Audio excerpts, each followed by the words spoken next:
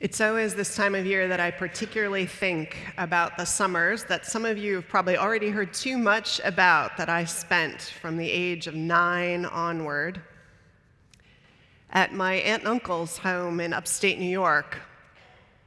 I was their fresh air kid from New York City. They ran a bed and breakfast and a restaurant that overlooked Lake Cayuga. My aunt would see to most of the details of the menus and the front house management, you might say, and my uncle would run the business side, place the orders, fix the roof when lightning struck, which it seemed to at least once a summer. Nancy, my aunt, was a natural at hospitality. Her mother had practiced it flawlessly, and so had her grandmother, it seemed. To the women in her family, setting a table and preparing a way for guests was an art. Everything was always beautifully laid out.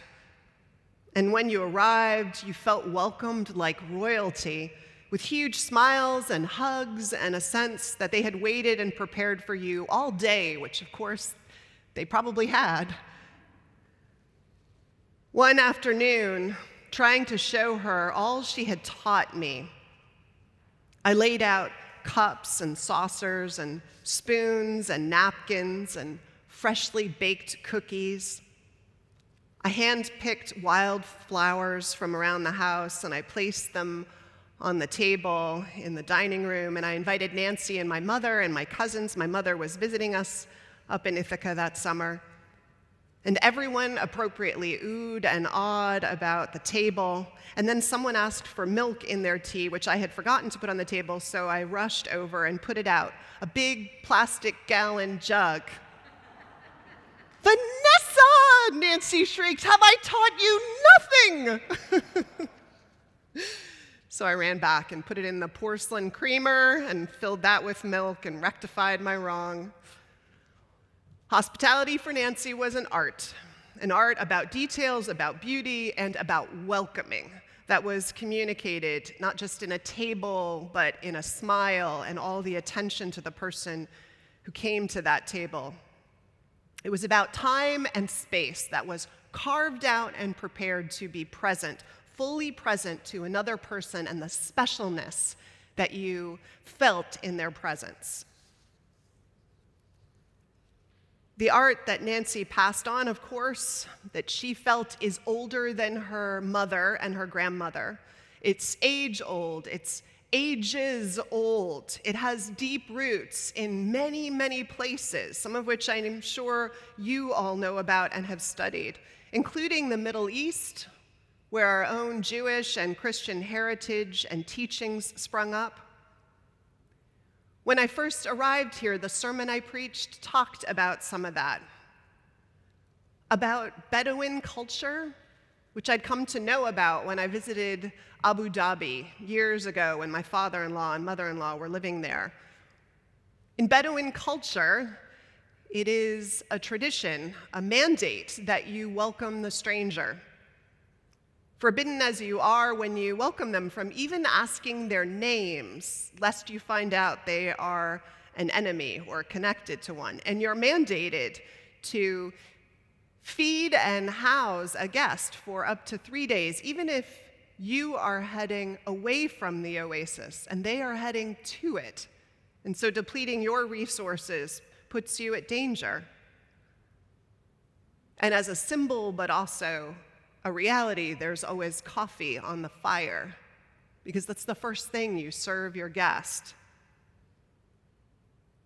William Thesiger, who's a great British explorer who traveled across the deserts of Arabia, once saw, he reported, his Bedouin guides fall over themselves to welcome to their tent encampment a man in tattered clothing, and they showed this man incredible reverence, such that when the man finally left, Thesiger pulled aside the primary guide, Bin Kabina, who had been traveling with him for years, and asked him about this man and their treatment of him.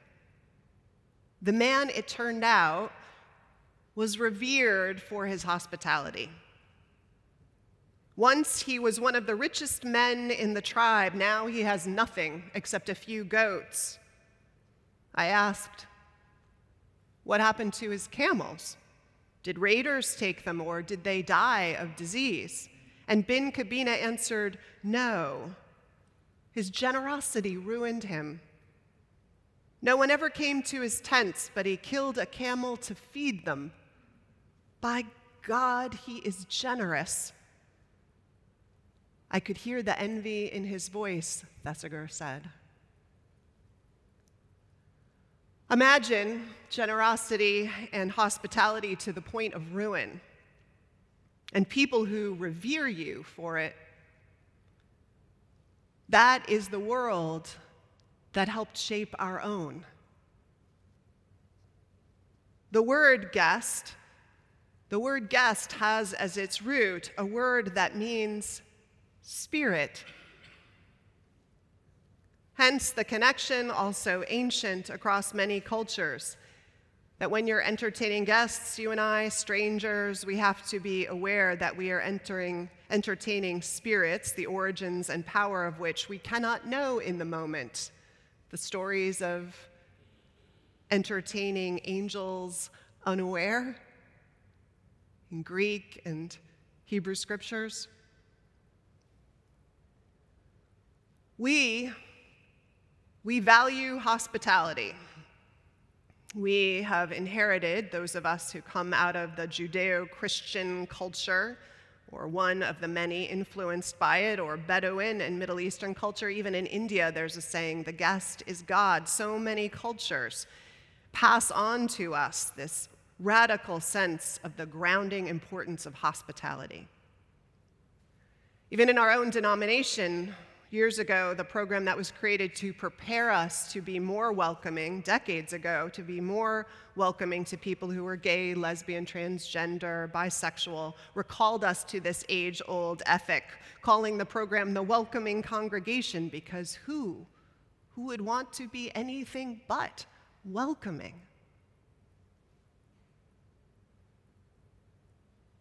Already, of course, it's clear that hospitality is more than the setting of a table. But that's part of what runs through our veins. Hospitality is what we do to prepare for the guest, to welcome them. It's food, of course, it's food. It's feeding their bodies and making sure their needs are taken care of, but it's the welcome at the door, and it's even more than that. Father Daniel Homan, the Benedictine monk that we read from this morning, he is a member of the rule of Benedict, people who live by it, rules set by Benedict himself, of course, who made welcoming the stranger a mandate among the brothers who would agree to be in community together. Something to keep them open to the world, he hoped, and to work at that welcoming and all that would require of them in their formation. At Father Homan's monastery in Oxford, Michigan, they had lived apparently a little too cloistered for decades. So one year, they welcomed back a brother who had done work in youth ministry in Chicago, and who proposed to them that they turn an old barn that was on the property into a center for youth. It was 1975, and the barn was old, and it had no infrastructure, and turning it into a place that could welcome youth, where they could come for retreats, it meant a lot of changes and sacrifices just right there. First, the barn had to be made hospitable with things like showers and bathrooms and appropriate room for sleeping. And just as challenging was that these monks, who were for the most part self-proclaimed introverts, had to prepare to welcome youth. Hardwired at this stage, often it seems, for a little more extroversion and connection. They had to prepare to share meals with them. They had to be prepared to have them present on the grounds, breaking the silence with sounds of laughter and conversation, and open to the struggles that these youth would bring with them to this place. Benedict knew that when you prepare a place for people at your table, even just that begins to change you. Then, when you sit and eat with them again, you are changed. He was right, and the monks in the Oxford monastery were about to be changed. It's always easier to care for the world, to care for all the others, writes Homan and his co-author, an active laywoman who serves in the monastery too. It's always easier to care for the world, to care for all the others from a distance. We can even feel good about our prayers for them as long as the people are not in our space and not taking up emotional space in our hearts. They become harder to handle when they show up and expect something from us. But they did show up. By 2002, 80,000 youth had crossed through the gates into the monastery. There, they had been welcomed, tended to, and listened to in the way that the monks were trained to be in attentive, present listening, to see and attend to the divinity in each of the children, each of the youth in front of them. So it isn't surprising that some of the youth would show up on the grounds during times of trouble, with households exploding beneath them. Not long ago, the monks recalled, we found a young woman in the chapel who had been on retreat in the monastery during her teens. It turned out that she had gone into the dark, empty retreat house the night before and slept. Like many adults, she had gone home for the holidays, but the difference with her was that her mother didn't want her home, not like the parent in the song. Over the years, she told them, unbeknownst to the monks, this young girl would come and sit by the rocks, by the gate to the entrance of the grounds when things got bad. So when things fell apart, she went to the only place she knew would welcome her. Other youth returned to have their weddings performed by the fathers, and later have their babies blessed. Looking for cloistered lives, these fathers opened up the monastery to a world of turmoil and searching and beauty and deep connection. All of it took hold of them. 80,000 lives invited to change their own. Father Homan writes, merely being nice to people, it does not fulfill the deep requirements of Benedictine hospitality. We must let the person stir us. We must connect. Benedictine hospitality will extract a cost from us, and it will tumble us into the magical realm of personal transformation. I think mistakenly sometimes we think otherwise. Maybe lazy in our understanding of hospitality, we assume that if we warmly welcome someone, doing our job as a good host at the door, that their job as guest is to become one of us, or easy for us to accept or feel connected to. Their job is to figure out how to say the right things, wear the right clothes, not upset us. Except for minor tinkering, they're supposed to leave behind what pieces of them don't fit the mold that we have made. In our family, in our church, in our city, in our nation. I'll admit I'm guilty of that sometimes. When new people arrive in my church asking for change, I can sometimes feel my first reaction is a defensiveness or a protectiveness of who and what I think we are. And I want to be fair too. I think there is this thing called conditional love in the world. where people can come at us and say, unless you change, unless you're what I want you to be, you are not lovable. And I think whenever that shows up, wherever it shows up, it's something we should be nervous about, because we just are lovable. And then we can be invited into conversations about transformation to be better together, feel more connected to ourselves and each other. So there's some place in between this sense of welcoming the guest to change themselves or leave behind the parts of themselves that don't fit, and us changing who we are at the whims of anybody who comes in the door. Something in between there that is in this work of hospitality that we're talking about. Something that this Bedouin rite of welcoming the stranger and the Benedictine rule and so much else is pushing us into. Father Homan and Lonnie Pratt write about hospitality. To do it right, you have to think about your guests' preferences and history. I think they're speaking literally about what foods to serve, but also metaphorically, right? To welcome a guest is to try and understand, to listen to where they've been and figure out how together you can serve one another's healing and fruitfulness and fuller life.